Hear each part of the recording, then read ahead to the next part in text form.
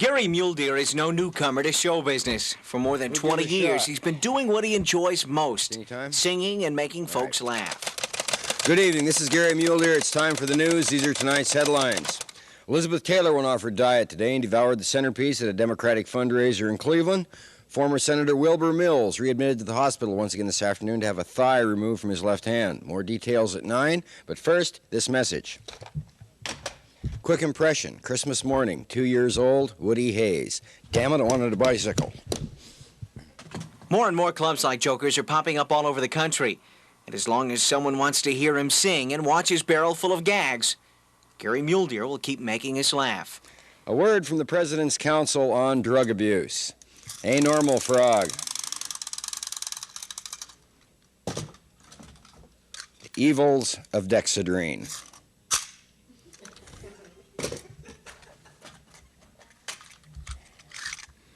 Valium. At Joker's, Kurt Autry, Action 4. My favorite. President's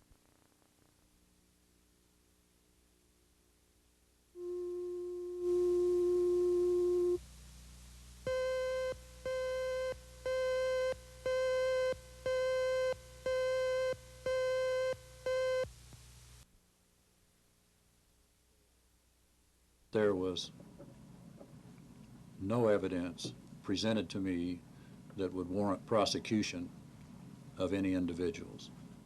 Macy's announcement that he will not prosecute anyone in connection with the narcotics probe does not mean that state law had not been violated. In fact, Macy's says he has concrete evidence that Fiscal Director of the Narcotics Bureau, Jack Lynch, doctored invoices to make the agency's bills appear current, when in actuality some of those bills were more than a year old. Macy added that when the Oklahoma State Bureau of Investigation started their probe at the request of Governor Nye, Fiscal Director Lynch was working hand in hand with the agency. In the course of that probe, OSBI agents neglected to read Mr. Lynch's rights, tying the district attorney's hands. And for technical reasons, I cannot prosecute him. He was not Mirandized. Everything he gave them was a fruit of the poison vine. After Macy's press conference, Scott Mitchell, spokesman for the Narcotics Bureau, was able to field questions about the status of Fiscal Director Jack Lynch. Mr. Lynch was terminated, to use Director Heggie's terminology this morning. I think it was basically they discussed it. As we said 2 weeks ago, he was placed on annual leave until the 20th. At that time, they were to make their decision. Chief Heggie had his decision made. He was let go for the good of the agency. He was not happy with his professional ability, rather his personal performance in that professional capacity, and he was terminated for the good of the agency. Mitchell added that 3 agents suspended in the course of the OSBI probe will be reinstated later this week. Kurt Autry, Action 4.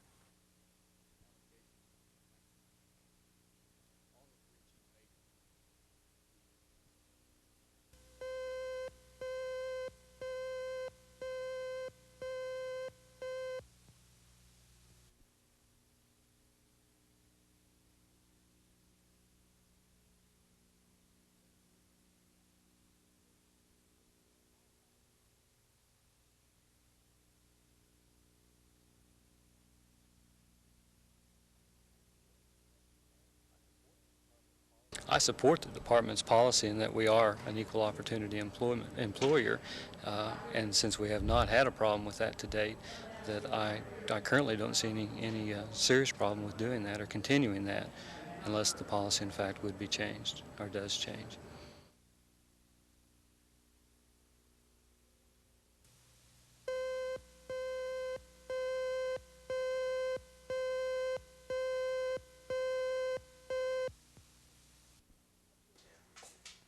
Oklahoma City Vice Squad Detective Sugar Smith calls pornography the second most profitable crime in the country, right behind drugs.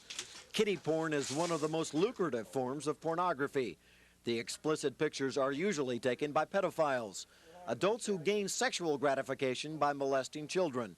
The psychological scars left by a pedophile can be worse than the wounds left by other criminals. Homicide is terrible, and nobody likes to lose their life, and no family likes to see the loss of a loved one. But the difference in with the child lover is if let's say that a child lover will molest 68.3, say 60 children. So you've got 60 families and 60 children that are going to suffer some sort of repercussion for the rest of their lives. So it's a tragedy. It's really a tragedy. Oklahoma has some tough laws aimed at pedophiles.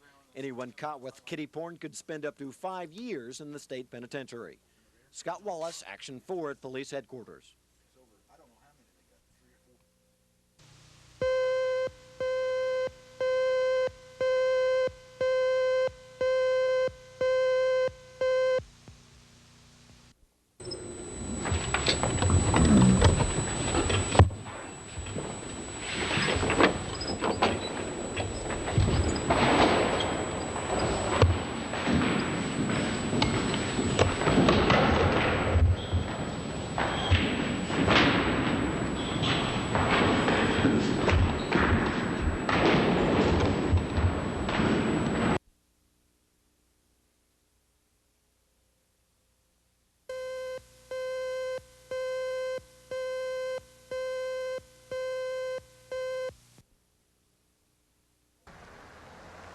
The drive through downtown Kingfisher hasn't changed much over the years. Some of the shops have been there for nearly half a century, like TG&Y. Only this five and dime of the past has now been caught by the harsh reality of 1982's economy.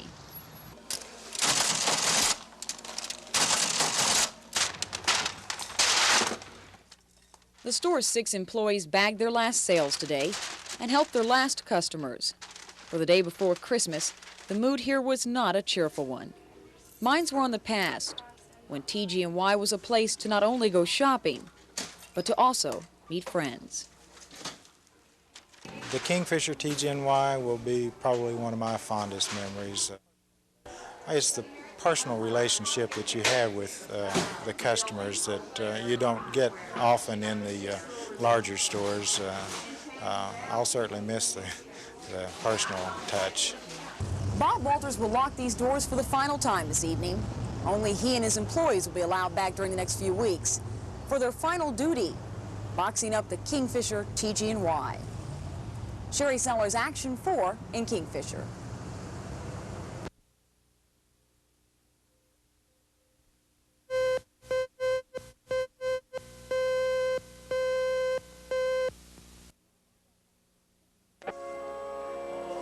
There's a lot of sadness and pain to be found in these faces, more than even the magic of Christmas can remove. Yet here, at the Red Andrews dinner, there's happiness, because they know there will be a holiday dinner with the family, a feast they probably wouldn't have been able to afford on their own. But money can't buy today's meal. It's a gift, given in memory of Red Andrews, to everyone. All these people are all walks of life. I mean, you've got every kind of people imaginable in here. I don't care, meet people with money, people that are so down and out, it's not people out of jobs, people with a lot of kids, people with no kids, blacks, whites, green, every color imaginable. There's no difference. Have you noticed any difference? They all help each other, and I just figure maybe that's the way the whole darn world ought to be. A world made of Santas, free holiday dinners, and people like Red Andrews and Betty Castle can only lead to happiness for those in need. Sherry Sellers, Action 4 at the Red Andrews dinner.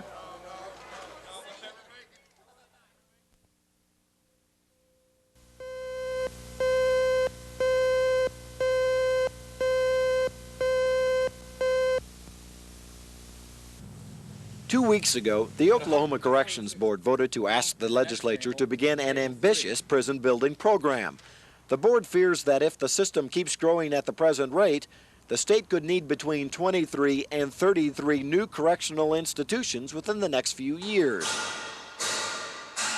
The cost for those new facilities could be staggering, up to $464 million. For us to build the high-dollar institutions, and then come along when we've reached our peak of overcrowding and we start down, what are we going to do with those institutions? They'll be sitting there, a monument of stupidity is what they will be, because we can do nothing with them. State Representative Carl Twidwell would prefer for the state to build a couple of low-cost dormitory-style prisons. The new facilities would house only minimum security, non-violent offenders. Corrections Director Larry Meacham opposes that plan. He feels dormitories are less secure than prisons in which inmate cells are self-contained. However, the Corrections Department currently runs at least one successful institution with dormitory housing. The former reform school at Helena has been converted into a minimum security prison for 100 inmates. Representative Tidwell thinks his plan would work as well as the dorms at Helena, and he thinks Oklahomans are ready for justice, as long as it comes at the proper price. Scott Wallace, Action 4.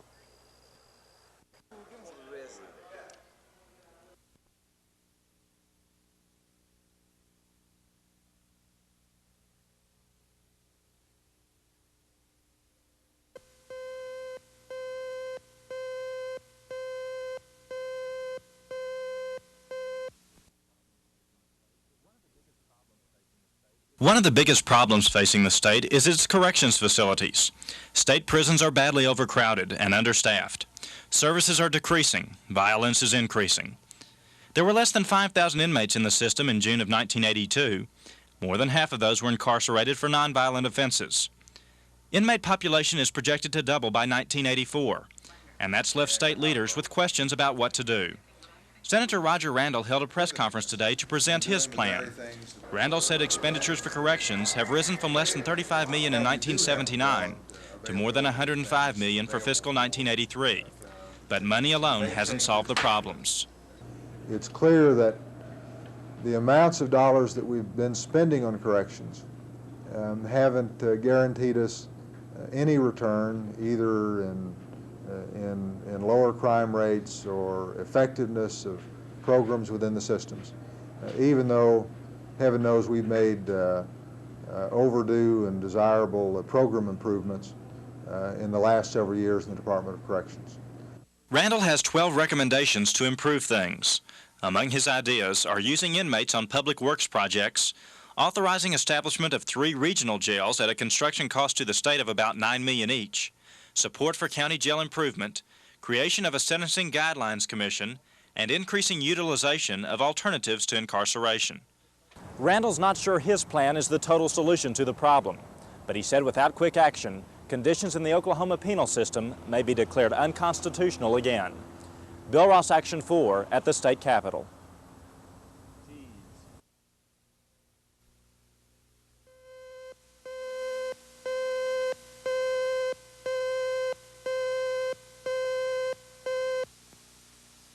Favor the amendment, signify by raise your right hand. 1, 2, 3, 4, 5, 6. Those opposed?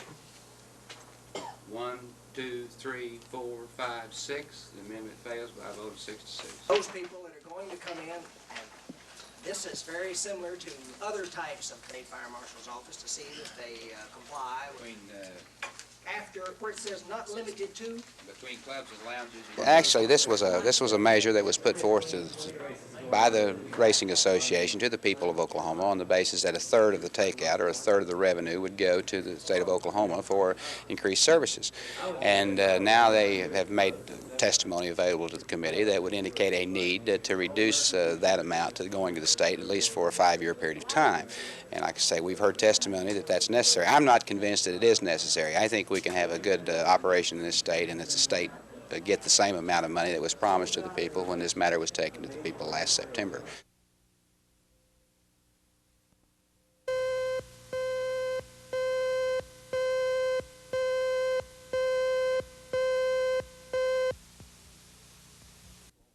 My name is Ed Stewart, and I live in Oklahoma County. Ed Stewart is a pretty common name, even more so common than a George Tomick, a Jerry Adams, or a Dan Slocum. It's always nice to run into people who may have the same name as you do, but sometimes it can cause you a hassle. In my case, there's an Ed Stewart who hasn't paid his property taxes in the last 4 years, and he's about to lose his land. The only problem is there are several Ed Stewarts in Oklahoma County. So in order to find the right Ed Stewart, the county treasurer says he'll have to go after all of us. And go after us is just what the county did. Certified letters were sent to every Ed Stewart the treasurer could find. This was done by looking in all the public records available. County officials say anybody who shares a name with someone else could be a victim of the records game. The Ed Stewart in question has until February to come forward and pay his back taxes. After February, Mr. Stewart will have to go to court if he wants his property back. Officials say a holding company has already applied for the tax deed to Ed Stewart's land. Oklahoma County Treasurer Joe Barnes told this Ed Stewart he doesn't mind upsetting a few people to get to the right person. I do not personally enjoy signing a tax deed. It's an ends to a means, and it is a felony that if I don't sell them, I mean, I'm the guy that goes to the pen if I don't perform my job. But it still comes back to if we can collect the tax and save the property for the rightful property owner, I don't mind getting eat out 3 or 4 times a year by someone who thinks we're incompetent. If the missing Ed Stewart is ever found, he will have to pay late fees as well as back taxes, because the search for people of the same name is an expensive one. Barnes speculates it's possible the Ed Stewart he is looking for may be dead, which for now excludes me. Ed Stewart, Action 4 at the Oklahoma County Building.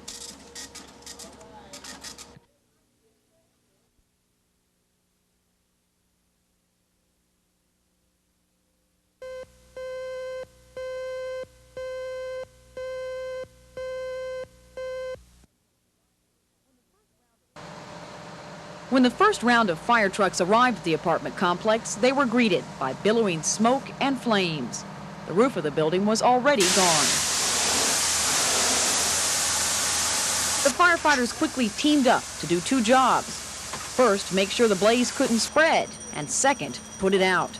Many of the units were occupied, so residents were rousted out of bed and sent into the cold morning darkness to watch their building burn.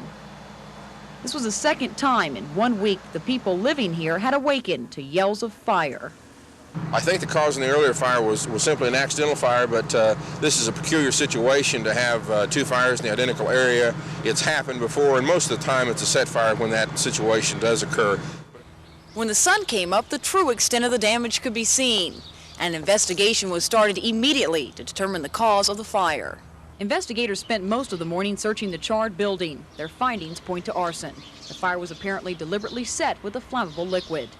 The blaze destroyed the complex. Damage estimates total over $350,000. The dollar figure would have been much higher had it not been for this firewall. Firefighters say it played a big role in stopping the fire. No one was hurt in the blaze, but 5 people have been forced to spend this New Year's Eve in a motel. Sherry Sellers, Action 4 at the Pheasant Run Apartments.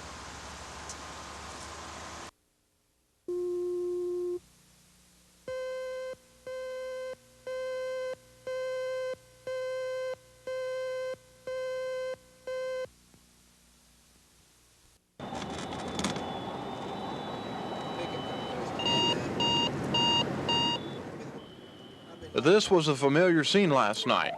Law enforcement officers were keeping a lookout for possible drunk drivers. The number of arrests for drunk driving was up from a year ago. Most officials contribute that to more police officers on the streets this time around. And police say most of those arrested for drunk driving were apprehended past midnight. This is where some Oklahoma City residents were brought last night. It's the holding cell here in the Oklahoma City jailhouse. For those who did not heed the warning, drove while they were drunk and were caught, they were brought here on their way to the drunk tank.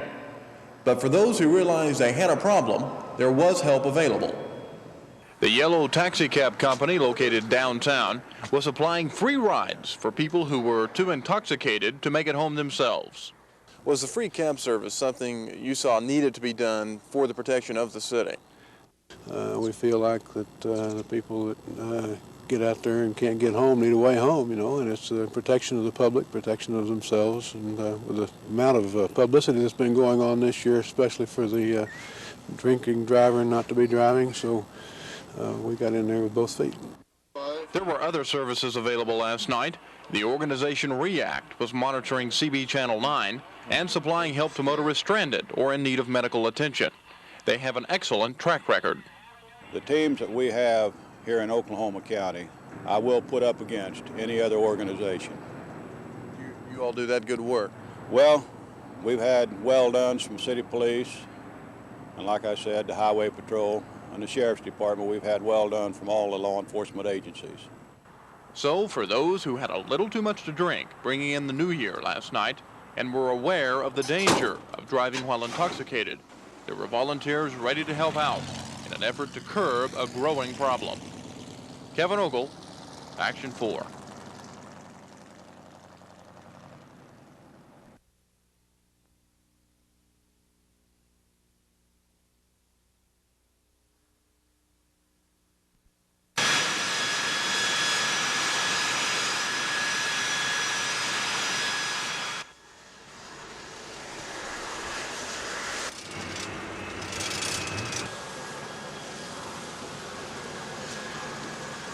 The fact that we weren't able to win the football game, I think our defense played well, except for a couple plays, and our offense made too many errors, too many mistakes, and we played terrible in the kicking game. And I got the feeling that we're a pretty good football team, and we could have won the game, and probably should have. But at the same time, we did some things poorly that I'm disappointed about.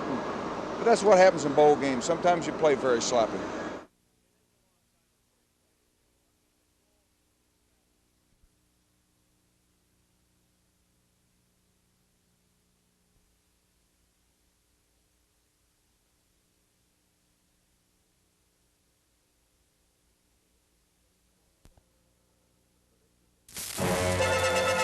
The nation starts the new year on a somber note.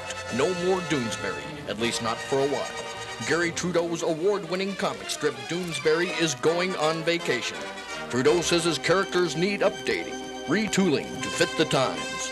Get up every morning, you expect it to be there, and now it's not there. It's, that's terrible. Sad. Heartbroken. That's too bad, really. He's a good, cool dude. So it's anybody's guess what will happen to Lacey Davenport, Uncle Duke, and the radical Joni Caucus, who just had a baby. Will they be different when they return? Only time and the winds of change will tell.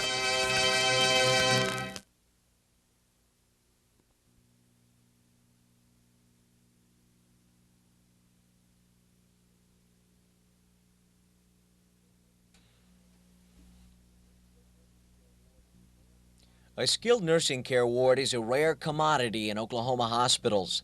For a long time, the 9th floor at St. Anthony's provided that extra care for elderly patients that were too ill to be in a nursing home, but healthy enough to be out of a regular hospital. This 24-bed special care unit lost about $100,000 last year. But new cutbacks in Medicaid make it virtually impossible for the ward to remain open. In October, the federal government came out with the Tax, Equity, and Fiscal Responsibility Act of 1982. As part of this, they will reduce the health care budget by $13.3 billion from 1983 to 1985. As part of the reduction, there is a section for skilled nursing facilities located within general hospitals. The 9th floor at St. Anthony's is empty now. The remaining patients have been placed in other skilled nursing facilities around the state. The floor is in the process of being remodeled and will reopen as a general ward. The Medicaid cutback of $98 a day to $54 is the reason this floor is empty. Hospital administrators are now concerned that further cutbacks may close other facilities that care for special elderly patients. At St. Anthony's, Kurt Autry, Action 4.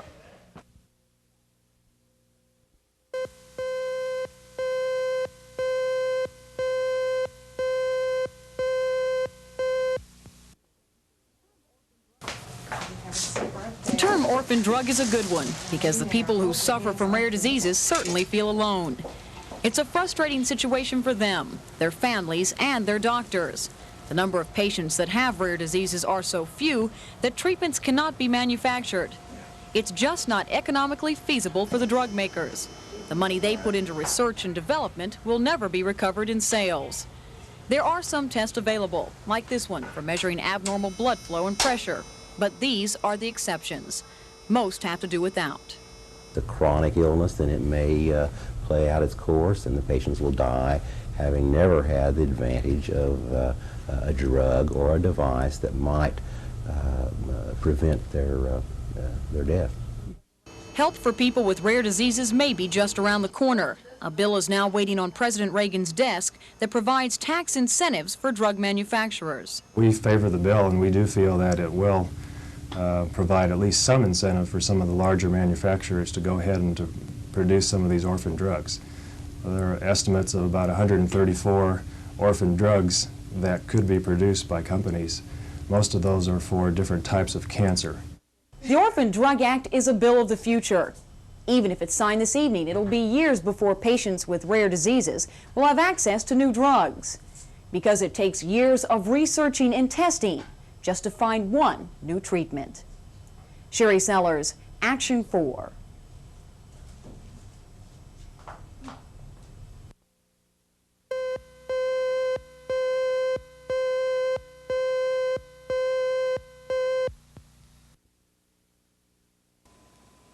They pulled into town early this morning. 200 farmers from Colorado, Oklahoma, Kansas, Missouri, and the Dakotas, all members of the American Agricultural Movement, a populist farmers' rights group that started here 5 years ago. They wanted to stop the auction of Jerry Wright's farm. He was a co-founder of the movement, and now, 2 years behind in its payments on an $85,000 loan, the Department of Agriculture's Federal Land Bank, which guarantees the loan, was foreclosing, auctioning off the farm and its equipment on the courthouse steps. Do you think this is going to do any good today? Yes. How? You know why? Why? Look around you. Baca County Sheriff Willard Goff was looking around and didn't like what he saw or heard. Our constitutional right gives us the right to a friendly protest, and that's what we're here for. It also says if the law is taken from you, then you must become the law. County Treasurer Thelma Goodnight read the notice of auction, but no one was listening. No sale! No sale! The treasurer and sheriff heard no bids. They went back inside. Then some of the farmers tried to follow. Deputies in riot gear blocked the way.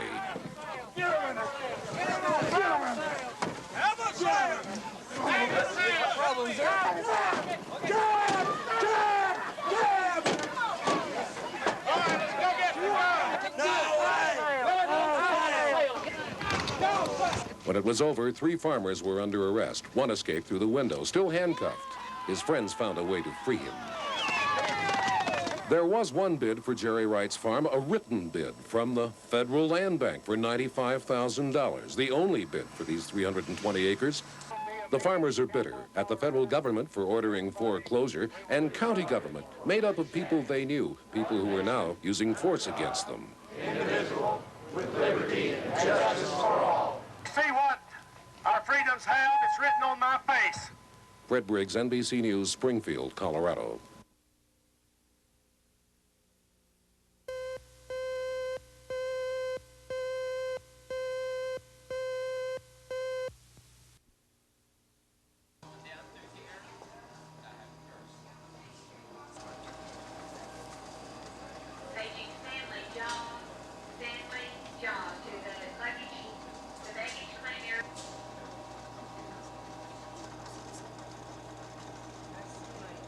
We don't have any problems as far as the coverage at the airport. Both concourses are fully covered.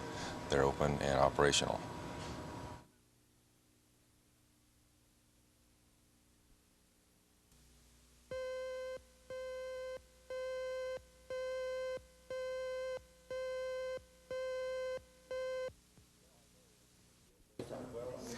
There are those who would give their eye teeth to sit here and break bread with the great tenor Pavarotti. About 160 of us have gathered here at the Oklahoma City Golf and Country Club to dine with Pavarotti tonight and honor him.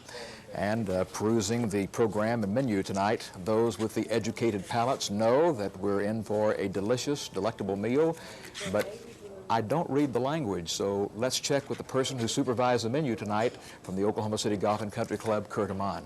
This is some of my favorite. I sure hope that it is going to be some of the favorite of Mr. Pavarotti. But Dr. Zudi, the host, came to me and he gave me the order to prepare a menu to be served to Mr. Pavarotti.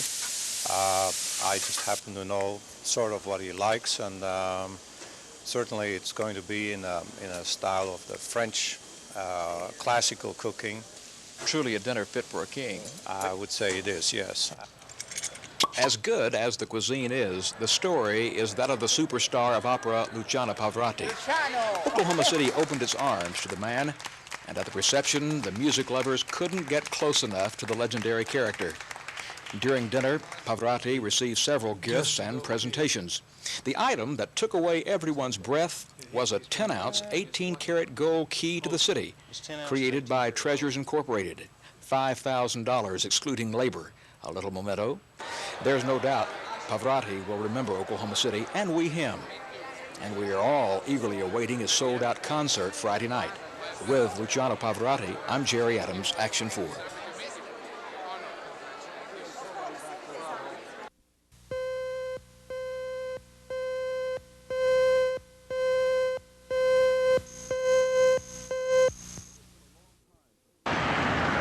It has been a long time since the Oklahoma City Salvation Army thrift stores could boast of having made a profit.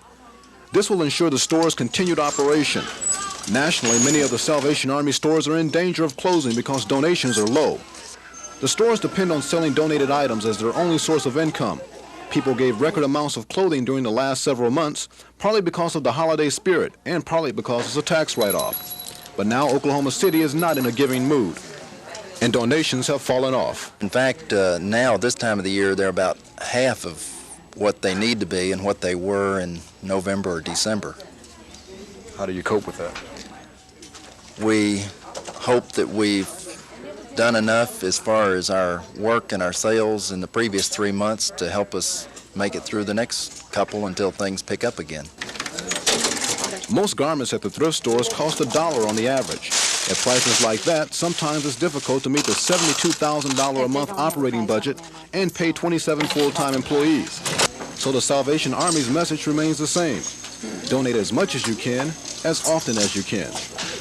Ed Stewart, Action 4 at the Salvation Army Thrift Store.